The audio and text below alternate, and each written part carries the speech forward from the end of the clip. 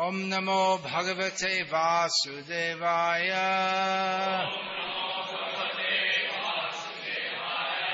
Om Namo Bhagavate Vasudevaya. Om Namo Bhagavate Vasudevaya.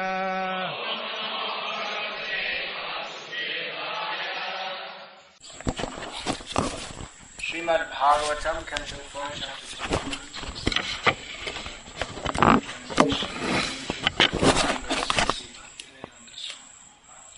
Tameva yuyam bhajatatma vrittibhir mano vachatkaya gunai swakarma bhihi Amayena kama dukhang ripankajam Yathadhikara vasitartha siddhaya Tameva yuyam bhajatatma vrittibhir Mano vachakaya gunai swakarma bhihi Amayena kama dukhang hripankajam Yathadhikara vasitartha siddhaya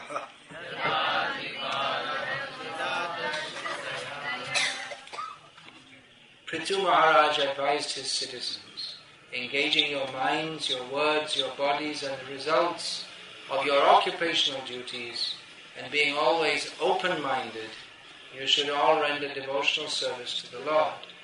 According to your abilities and the occupations in which you are situated, you should engage your service at the lotus feet of the Supreme Personality of Godhead with full confidence and without reservation. Then you will surely be successful in achieving the final objective in your lives. As stated in the 18th chapter of Bhagavad-gita, Swakarmana tam abhyarchya, one has to worship the Supreme Personality of Godhead by one's occupational duties. This necessitates accepting the principle of 4 varnas and 4 ashrams. Prithu Maharaj therefore says, Gunai swakarma bhihi. This phrase is explained in Bhagavad-gita. Chatur varnyam maya srishtam guna karma vibhagashaha. The 4 castes, the Brahmanas, Kshatriyas, Vaishyas and Shudras, are created by the Supreme Personality of Godhead according to the material modes of nature and the particular duties discharged in those modes. A person who is situated in the mode of goodness is certainly more intelligent than others. Therefore he can practice the Brahminical activities, namely speaking the truth, controlling the senses, controlling the mind, remaining always clean, practicing tolerance, having full knowledge about one's self-identity, and understanding devotional service. In this way, if he engages himself in the loving service of the Lord as an actual Brahmana, his aim to achieve the final interest of life is attained. Similarly, the Kshatriya's duties are to give protection to the citizens, to give all his possessions in charity, to be strictly Vedic in the management of state affairs, and to be unafraid to fight whenever there is an attack by enemies.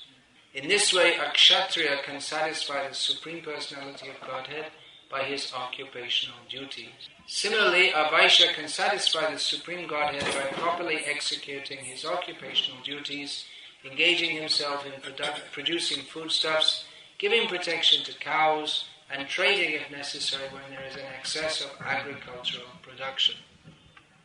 Similarly, because Shudras do not have ample intelligence, they should simply engage as workers to serve the higher statuses of social life.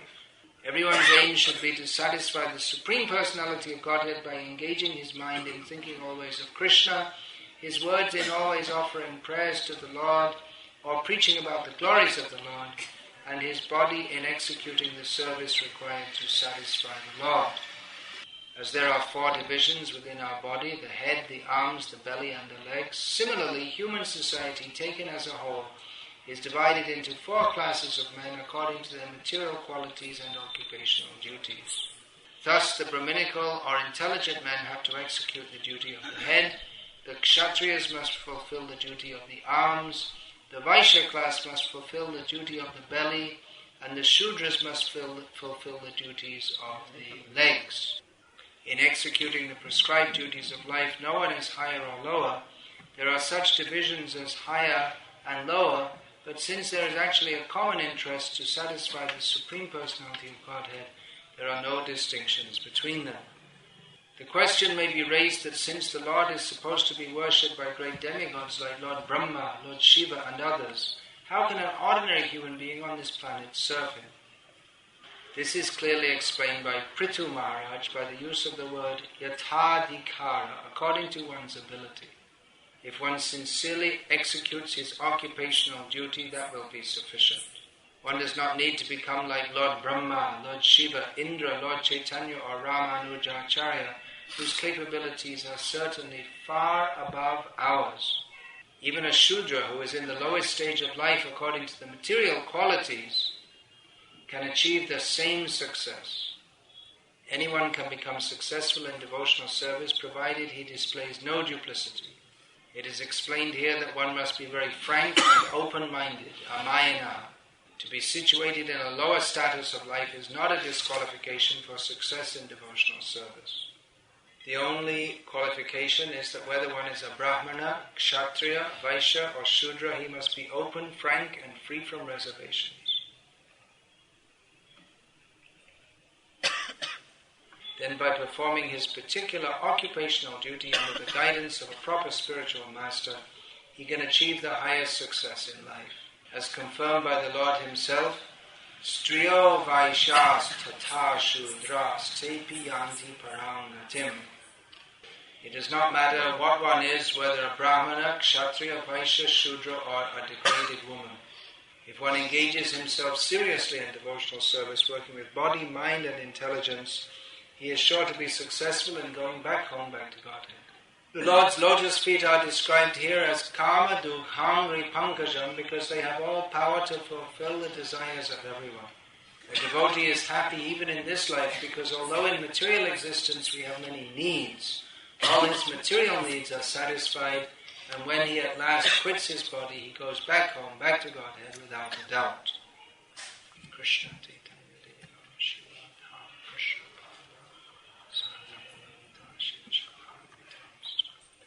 Hare Krishna, Krishna Krishna, Hare Rama, Rama Rama, Hare Hare. Very important instruction is given in this verse, very pertinent to the social classification in India. No, not social classification. And that's the problem, because it's not Varnashram. It's a perversion of the Varnashram system. Therefore, there's this consideration of caste, high caste and low caste. Can you translate? Can't understand? Translate? It's not the Varnashram system, but it's the caste system, which is a perversion of the Varnashram. And we see the whole of India's one of the major problems is all the politicization of caste. It's called democracy, but it's all different politicians trying to get hold of different caste groups and put them against each other for their own benefit, which is far removed from the actual purpose of the Varnashram system, which is simply to engage people according to their ability. The first point is to recognize that everyone has different abilities. So you can make reservations and for people to go in the medical college, but just by having a reservation doesn't mean that they have the ability to become a doctor. It's artificial. You can't artificially make someone into something which they don't have the ability for. If we take an auto rickshaw driver and say, okay, now you be Prime Minister, then it's going to be a mess. He's not qualified. And if you take the Prime Minister and try to make him an auto rickshaw driver, he probably wouldn't make a very good auto rickshaw driver either. So the Varnashram system is a sensible system to place everyone where they belong,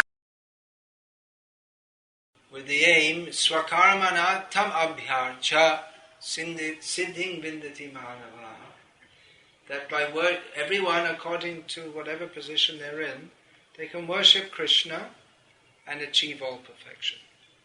This is the really important point, to worship Krishna.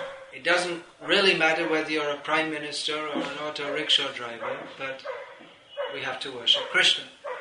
At the time of death, then it doesn't matter whether you're Prime Minister or auto rickshaw driver or whatever you are, but one's activities are measured according to one's punya and pap, and beyond that one's bhakti to Vishnu. That's why in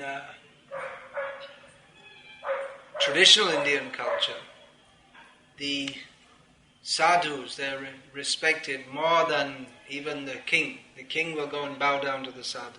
The king is very powerful and wealthy and honored in so many ways. The sadhu has no money, no political power, but he has no material desire and therefore is honored. It's recognized that is greater than any greatness in terms of material achievement. So that's the quality of a sadhu, vairagya. And above and beyond that, if one has bhakti to Krishna, that is the greatest quality. This is even in the field of bhakti. This caste consideration. There's always been some kind of blockage. People tend to think that we're devotees, but we're Brahmins, so we're better.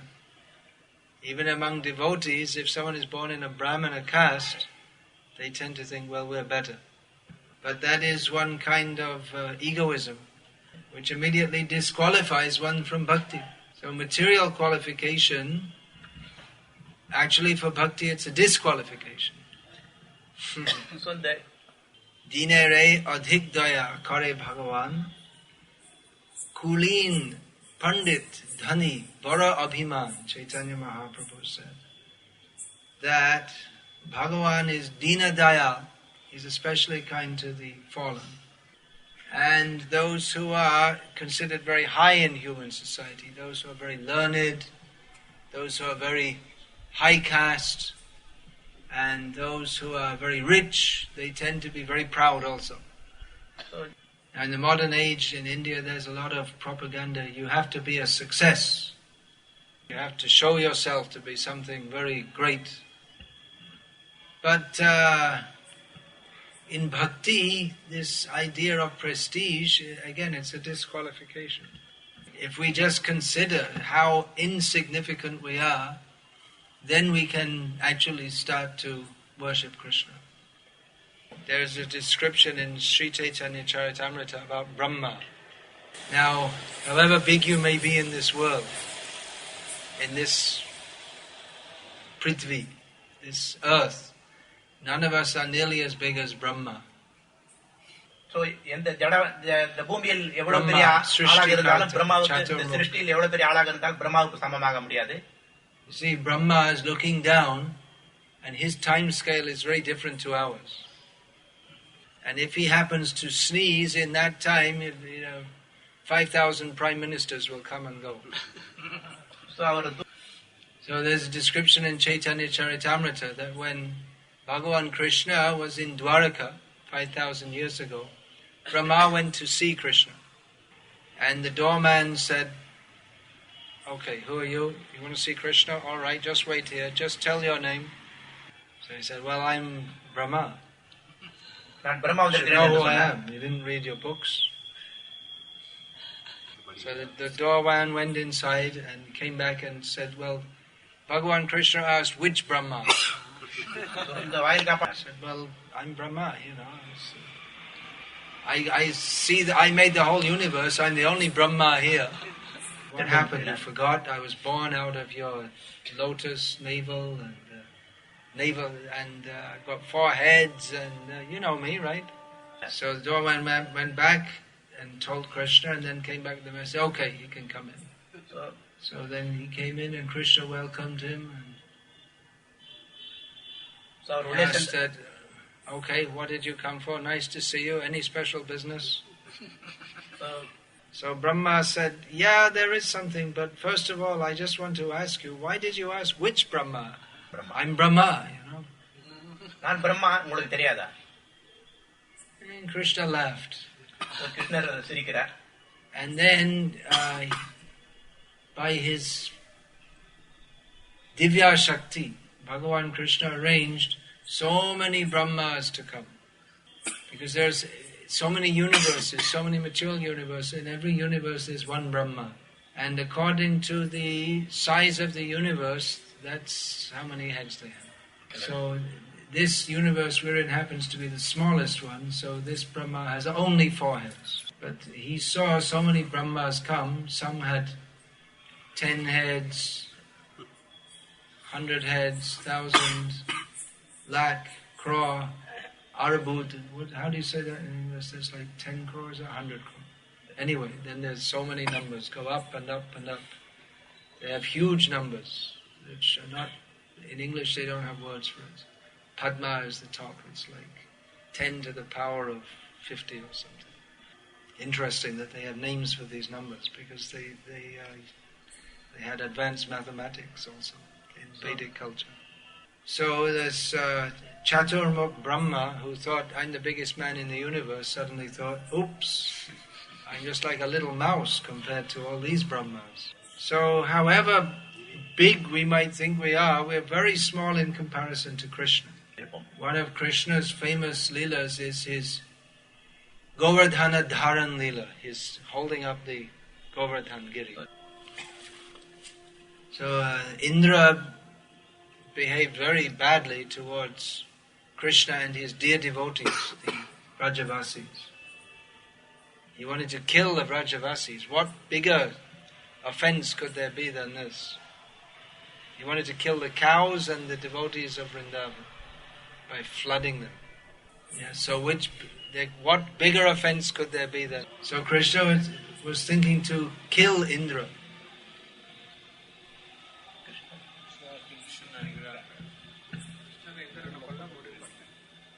He was thinking to. But then he thought, well, why should I bother? He's so insignificant.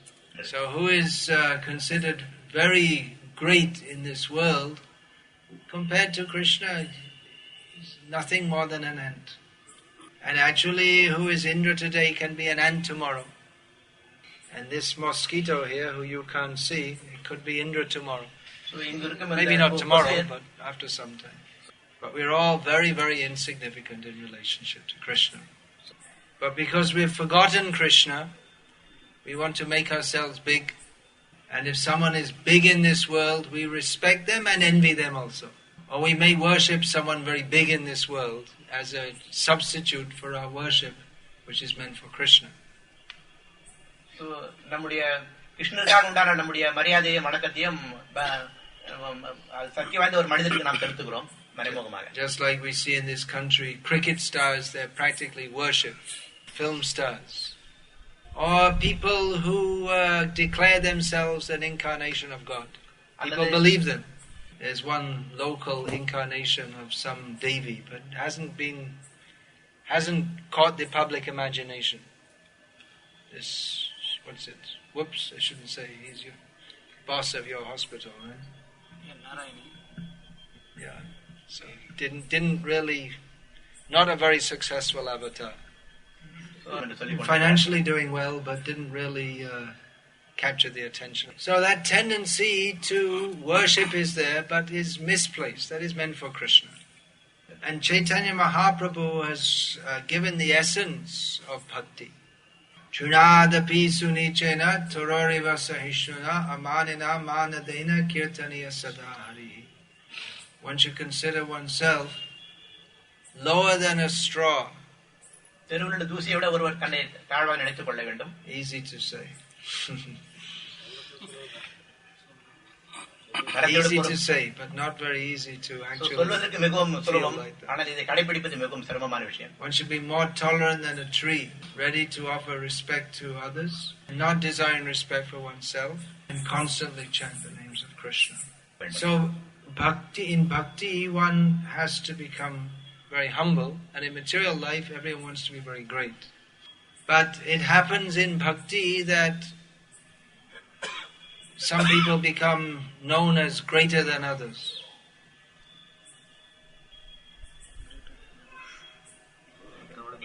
In bhakti, some people become greater.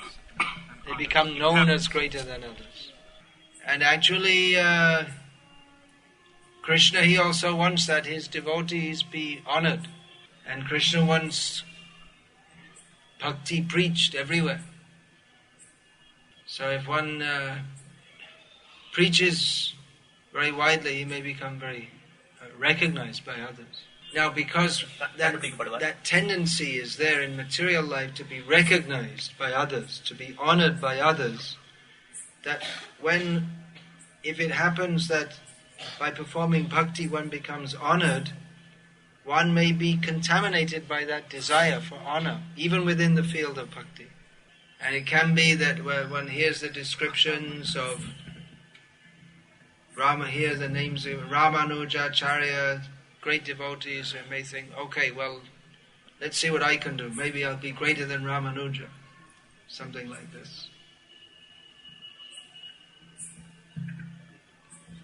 You hear the description of Ramanuja, great devotees, and one might think, okay, I want also become such great.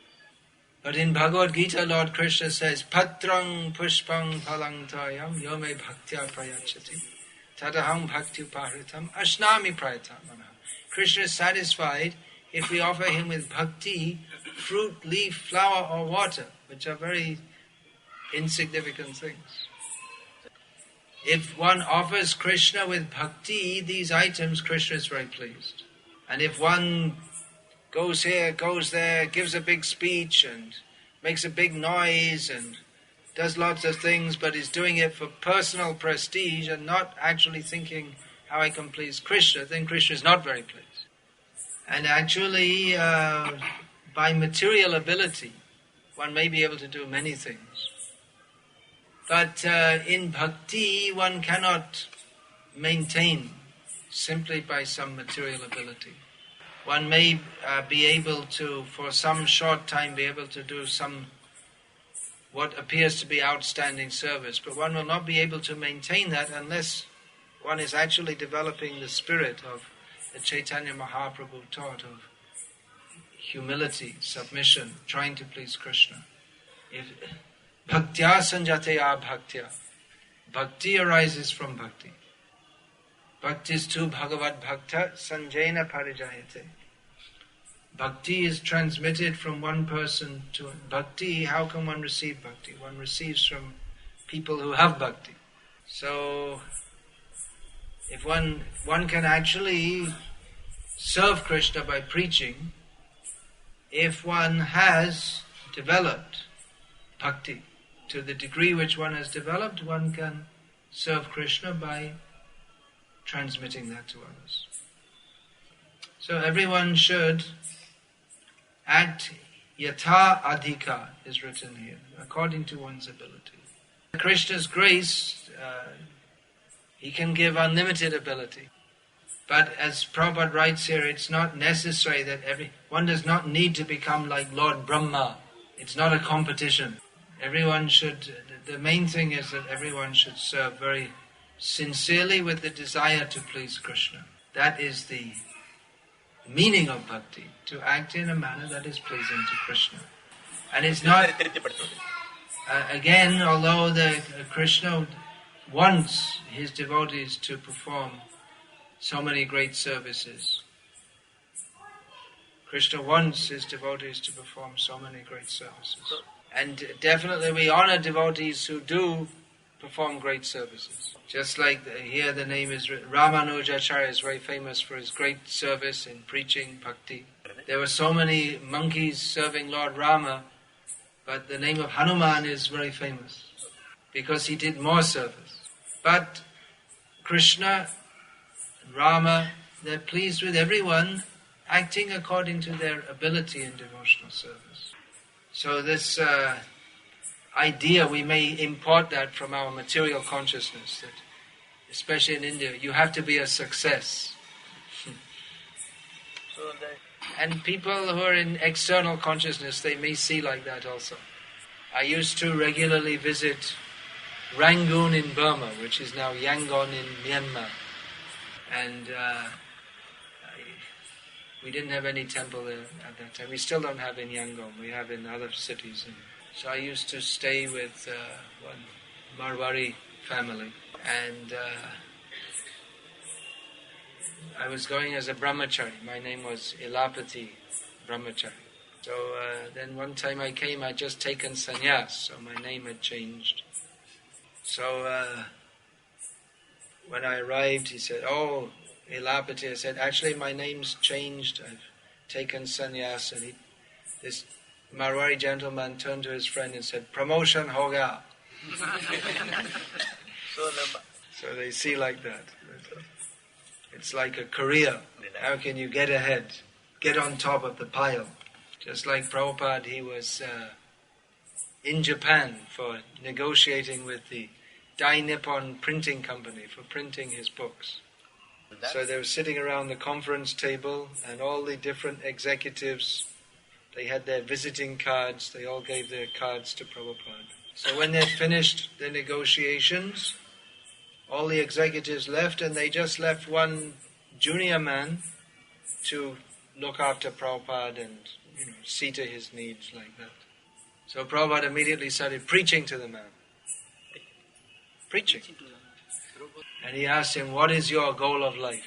So that junior executive, he collected all the visiting cards and put them in order with the head of the company at the top and his own at the bottom.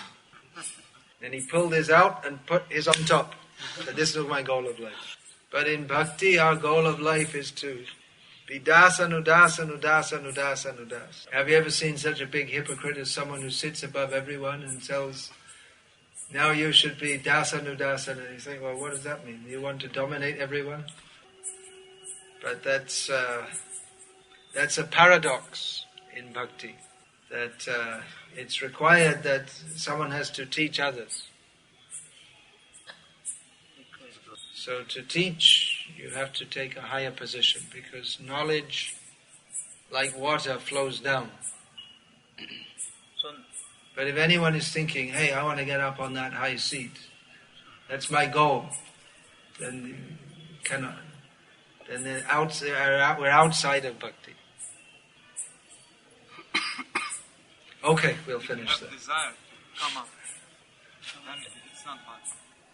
So one can be a very ordinary, apparently, but be a great devotee of Krishna. I recently got a letter from one of my female disciples living in Europe. Very simple young woman, but very dedicated in bhakti. She's been through many difficulties in her life. She was living in temples for some time. Took many, many difficulties to serve. Now she's married. And she wrote to me, she said, I'm only telling you, I didn't tell anyone else, even my husband. But she had a dream in which she was actually with Krishna in the spiritual world. And she asked me that, what should I understand from this? So I replied, well, that's your extreme good fortune. You don't have to tell anyone else, but you should know that's your great good fortune. That Krishna has showed himself what reward is waiting you. So, like I said, she's just a very simple devotee, looking after her family. She's achieved the mercy of Krishna. So there's one proof, and there are so many devotees. We may see now the movement is expanding. There are so many devotees, and we can't even know them all or remember them all, their names. But There may be so many great devotees. Maybe devotees, it's not like they're very famous devotees, but they're very sincerely chanting the names of Krishna. And Krishna reciprocates with them. So let us try to serve Krishna according to our capacity. Some of you are, especially in this month, working very hard to distribute these books. And these books have their effect. People come, they take up bhakti. I was just describing last night how in all these years I've seen that preaching Krishna consciousness, it's always auspicious. It may seem that, well, I went to some place and I tried to do some preaching, no one was very interested, and what was the point? You might think like that.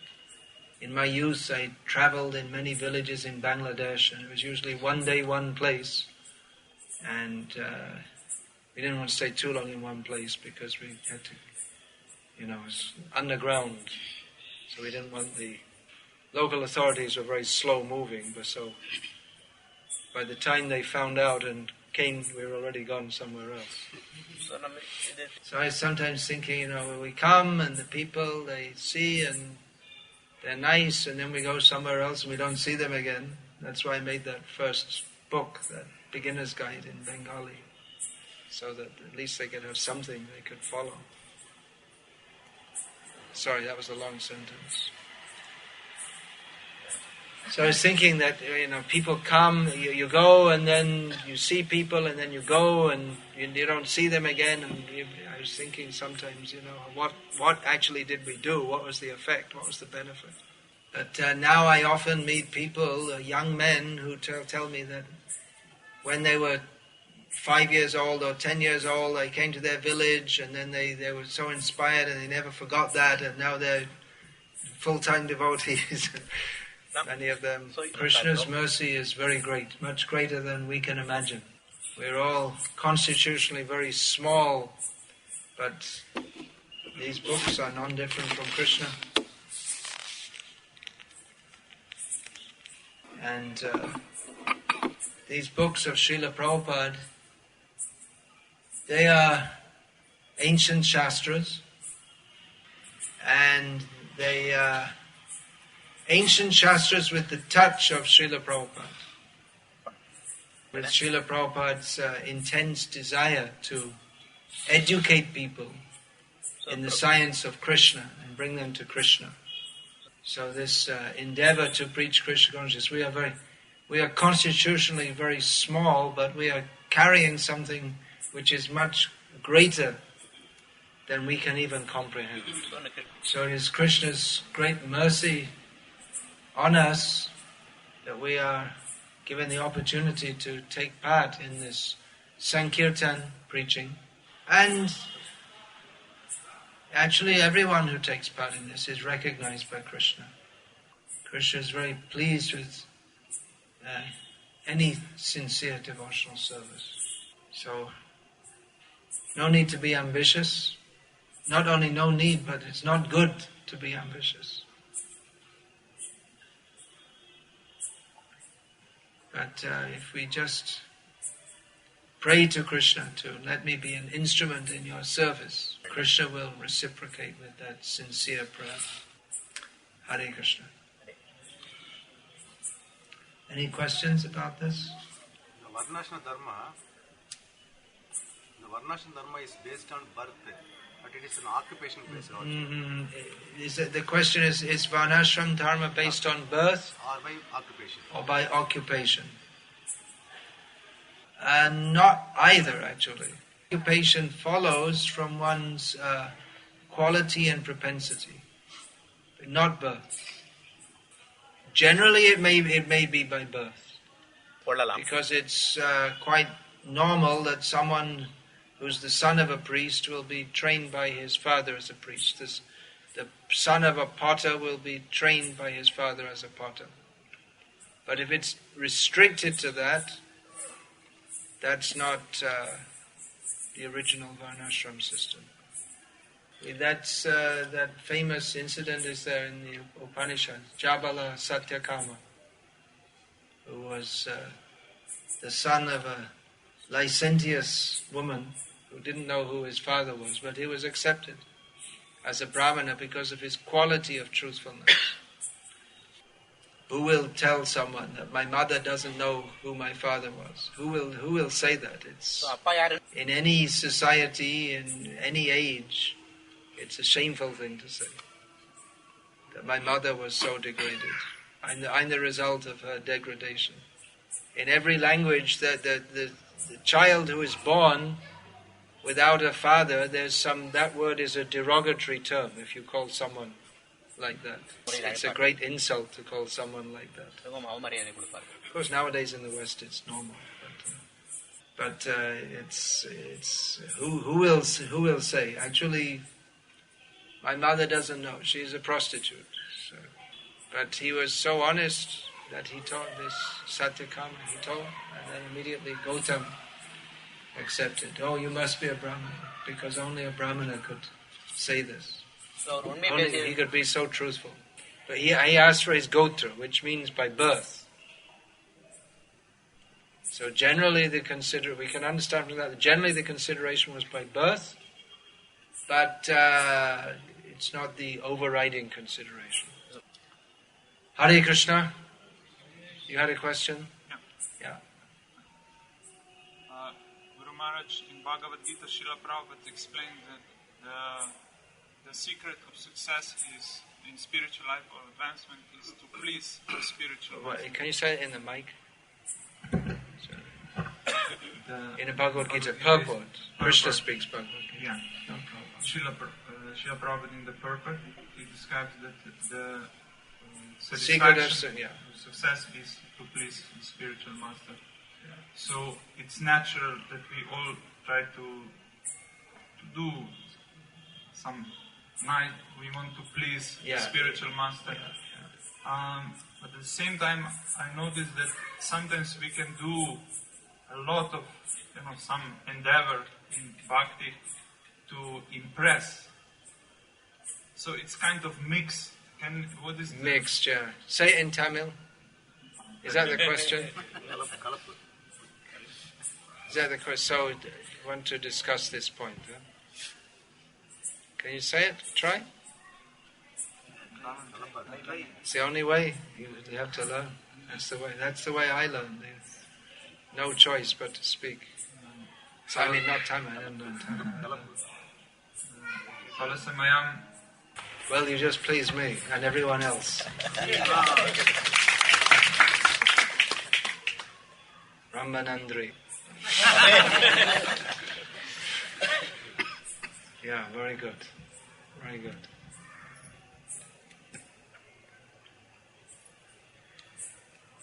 Well, in reply I can cite an anecdote.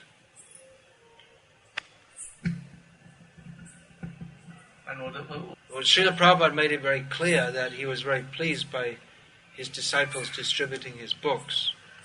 So once a devotee who was engaged in distributing books asked Srila Prabhupada, what pleases you most? Expecting or hoping that Srila Prabhupada would reply, if you distribute my books.